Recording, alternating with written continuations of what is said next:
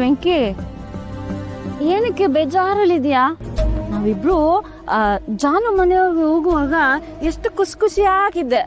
ಆದ್ರೆ ಅಲ್ಲಿಂದ ವಾಪಸ್ ಬರೋ ಅಷ್ಟೊಳಗೆ ಮೂತಿ ಸಪ್ಪ ಮಾಡ್ಕೊಂಡಿದ್ಯಾ. ಅಲ್ಲಿ ಅವನ್ ಮನೆ ಹತ್ರ ಬಿಡುವಾಗ್ಲೂ ಅಷ್ಟೇ ತುಂಬಾ ಸಪ್ಪಗಿದ್ದೆ. ಏನಾಯ್ತು ವೆಂಕಿ? ಏನಾಯ್ತು ಅಂತ ನನ್ನ ಹತ್ರ ಹೇಳ್ಕೊ. ಯಾಕೆ ನನ್ನ ಹತ್ರ ಹೇಳ್ಕೊಳಕ್ಕೂ ಸಂಕೋಚನಾ ನಿಂಗೆ?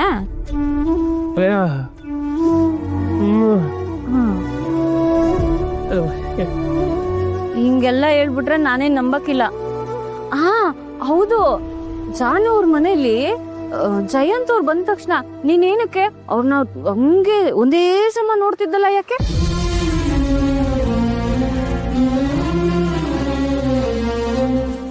ವೆಂಕಿ, ವೆಂಕಿ, ಇಲ್ಲಿ ನೋಡಿಲಿ, ಅಳ್ತಾ ಇದ್ಯಾ?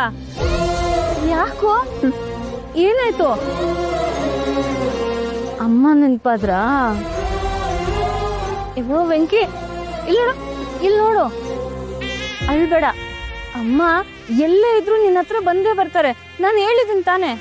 ಇಲ್ಲಿ ನೋಡು, ಇಲ್ಲಿ ನೀನ್ ಹತ್ರ ಪಾಪ, ಅಲ್ಲಿನೂ ಎಲ್ಲೋ ಅಮ್ಮ ಇದಾರಲ್ಲ, ಅವರು ನಿನ್ನ ನೆನ್ಸ್ಕೊಂಡು ಅಳ್ತಾರೆ. ಅದೆಲ್ಲ ಬೇಕಾ?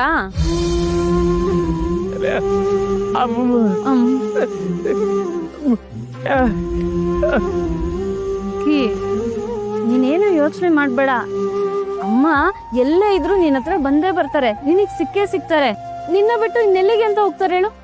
ಅದು ಅಲ್ದೆ ಜಾನು ಅವ್ರು ಹೇಳಿದಾರ ತಾನೆ, ಅಮ್ಮ ಎಲ್ಲೇ ಇದ್ರು ಅವ್ರನ್ನ ಹುಡುಕಿ ನಿನ್ನ ಅಮ್ಮನ್ನ ಒಂದ್ ಮಾಡೋ ಜವಾಬ್ದಾರಿ ಅವ್ರದ್ದು ಅಂತ. ಅವ್ರು ಹೇಳಿದ್ಮೇಲೆ ಮಾಡೇ ಮಾಡ್ತಾರೆ. ತಲೆ ಕೆಡಿಸ್ಕೋಬೇಡ. ಇಲ್ಲಿ ನೋಡು, ನೀನ್ ಹಿಂಗೆಲ್ಲ ಇದ್ರೆ ನಿನ್ನ ನನ್ನ ಕೈಲಿ ನೋಡಕ್ ಆಗಕ್ಕಿಲ್ಲ. ನಂಗೆ ಒಂಥರ ಭಯ ಆಯ್ತದೆ.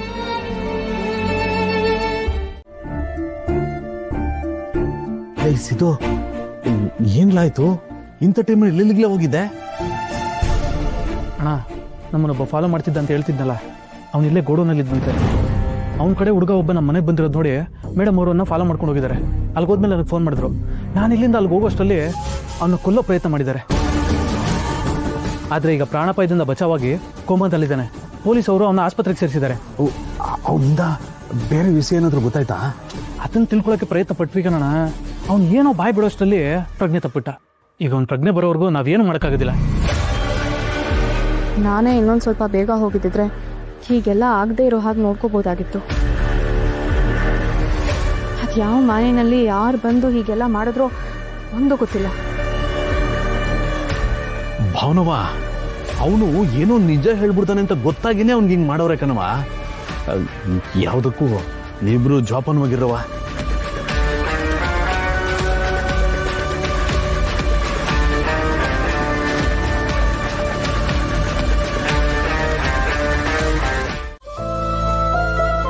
ರೀ, ಅಣ್ಣಂಗೆ ಫೋನ್ ಮಾಡ್ಬಿಡ್ತೀನಿ.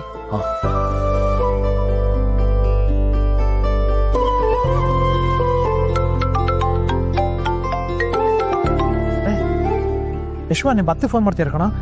ಪಿಕ್ ಮಾಡಿಯಪ್ಪ, ಲೌಡ್ ಸ್ಪೀಕರ್ ಆನ್ ಮಾಡಿ. ಲಕ್ಷ್ಮಿ, ಹೇಗಿದ್ಯಮ್ಮ? ಅಣ್ಣ, ಚೆನ್ನಾಗಿದ್ಯಾ? ನಾವು ಚೆನ್ನಾಗಿದ್ದೀವಮ್ಮ. ಇವತ್ತೇನು ಈ ಅಣ್ಣನ ನೆನಪು ಮಾಡ್ಕೊಂಡ್ಬಿಟ್ಟಿದ್ಯಾ?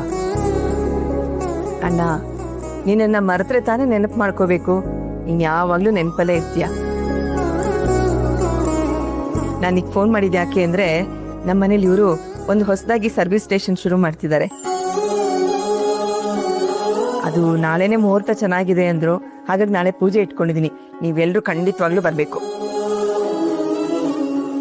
ಹೌದು, ಪೂಜೆಗೆ ದಯವಿಟ್ಟು ನೀವೆಲ್ಲ ಬರಬೇಕು. ಇಂಥ ಒಳ್ಳೆ ಕಾರ್ಯಕ್ಕೆ ಬರದಲ್ಲಿರಕ್ಕಾದ ಶ್ರೀನಿವಾಸ್, ಖಂಡಿತ ಬಂದೇ ಬರ್ತೀವಿ.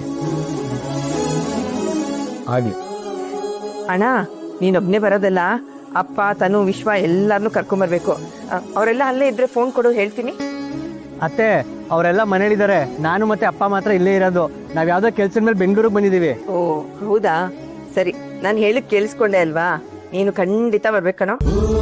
ಈ ಅತ್ತೆ ನೋಡೋದಕ್ಕೆ ವಿಶ್ವ ಬರ್ದೇ ಇರ್ತಾನ. ನಾನು ಮಾತ್ರ ಅಲ್ಲ, ಮನೆಯವ್ರು ಎಲ್ರನ್ನೂ ಕರ್ಕೊಂಡ್ ಬರ್ತೀನಿ.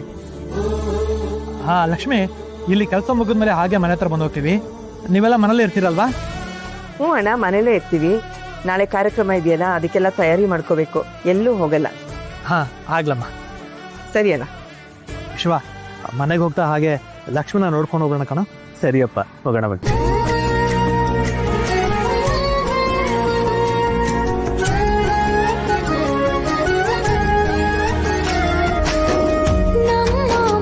ಖುಷಿ ಆಯ್ತಾ? ನಿಮ್ಮ ಅಣ್ಣ ಬರ್ತಾರೆ ಅಂದ ತಕ್ಷಣ ಮುಖದಲ್ಲಿ ಕಳೆ ನೋಡು. ಈ ಖುಷಿನಲ್ಲಿ ಮಾಡ್ಬೇಕಾದ ಕೆಲಸ ಮರ್ತ್ಬಿಡ್ಬೇಡ. ಬೆಳಗ್ಗೆನೆ ಪೂಜೆ.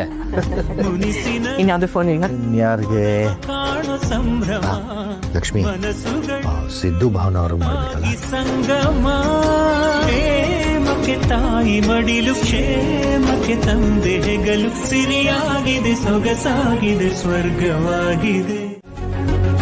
ಹೇಗೋ ಕಷ್ಟಪಟ್ಟು ದುಡ್ಡು ಅನಿಸುತ್ತೆ, ಆದರೆ ಕೈಗೆ ಬಂತು ಬಾಯಿಗೆ ಬರಲಿಲ್ಲ ಅನ್ನೋವಾಗಾಯ್ತು. ಈಗ ಮನೆ ಪತ್ರ ಹೇಗೆ ಬಿಡಿಸ್ಕೊಳ್ಳಿ?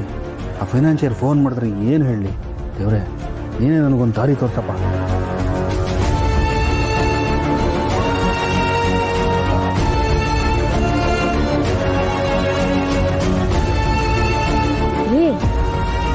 ಇದೇನಿದು?